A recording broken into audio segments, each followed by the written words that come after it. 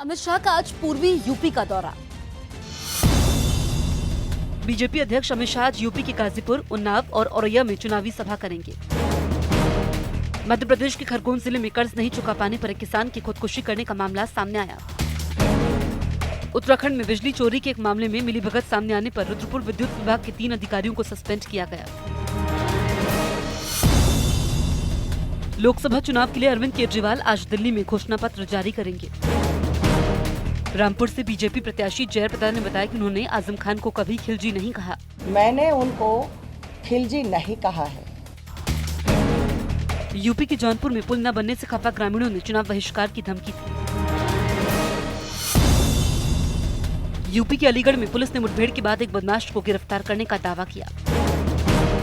राजस्थान के बूंदी शहर में गैस रिफिलिंग के समय वैन में आग लग गई।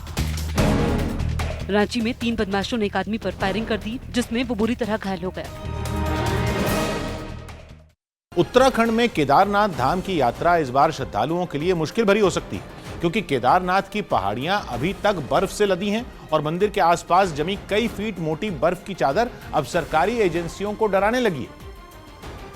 क्योंकि देश के अलग अलग शहरों से केदारनाथ की यात्रा शुरू होने में केवल 10 दिन का वक्त बचा है, लेकिन केदारनाथ का धाम बर्फ से पूरी तरह ढका हुआ है। हालांकि पहाड़ियों पर बर्फ तो हमेशा ही जमी रहती है, लेकिन इस बार बर्फ इतनी है कि रास्ते दिखाई तक नहीं दे रहे। सरकारी अधिकारियों की टीमें केदारनाथ के धाम के पास रास्ते खोलने में लगी हुई हैं। फावड़े हाथ में लेकर मजदूर बर्फ हटाने में पूरी ताकत से लगे हैं। कई फीट तक बर्फ को हटाने के बाद भी रास्ते दिखाई नहीं देते।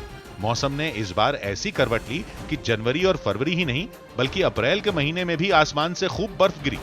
ग्लेशियर यानी बर्फ के बड़े बड़े टुकड़े अब तक रास्तों पर मौजूद हैं।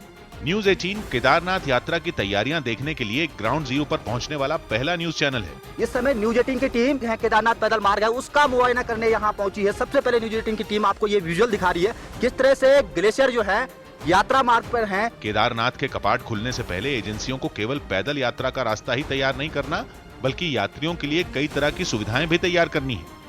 और परेशानी ये कि अब यात्रा शुरू होने में ज्यादा वक्त बाकी नहीं बचा है। 10 दिन का वक्त तो वहां जमी बर्फ हटाने के लिए भी नाकाफी लग रहा है।